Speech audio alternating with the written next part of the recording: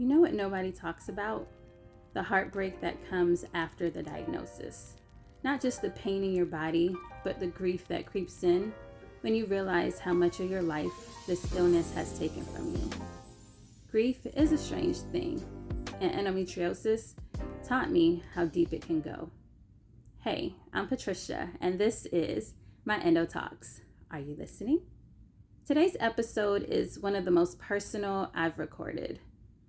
We're talking about the part of endometriosis that's hard to explain, even to people who love you. The part where you mourn, the part where you quietly grieve the version of your life you imagined before this pain took over. When I finally got my diagnosis, I thought I'd feel relief, and I did for a moment. But then came the sadness, the overwhelming realization that I had spent years suffering in silence, being brushed off, pushing through pain that should have never been normal. I thought about everything I had missed, the birthdays I spent in bed, the college days I couldn't fully enjoy, the relationships that crumbled because I was too exhausted to explain myself anymore.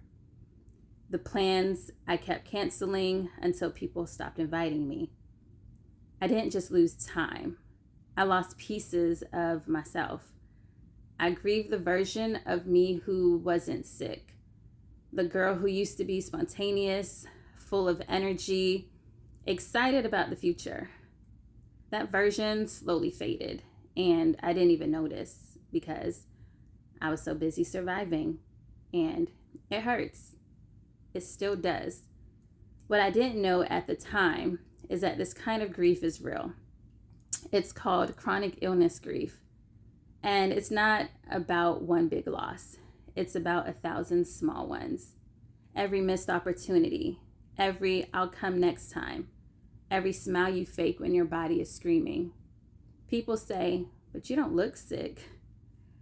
I'm sure they mean it as a compliment, but what they don't see is the emotional weight I carry just to make it through the day.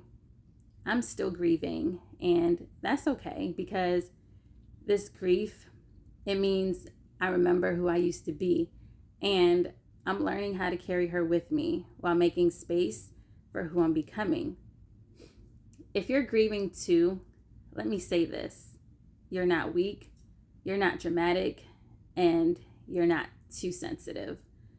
You are a human being living through something unimaginably hard, and you're still here, still trying, still showing up in a world that doesn't always make space for invisible pain.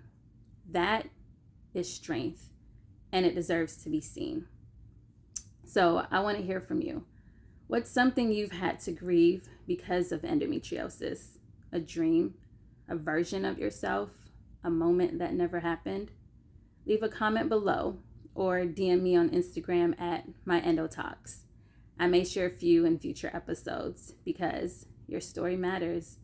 And if this episode made you feel seen, please share it with someone else, because grief doesn't go away when we talk about it, but it does get lighter when we don't carry it alone.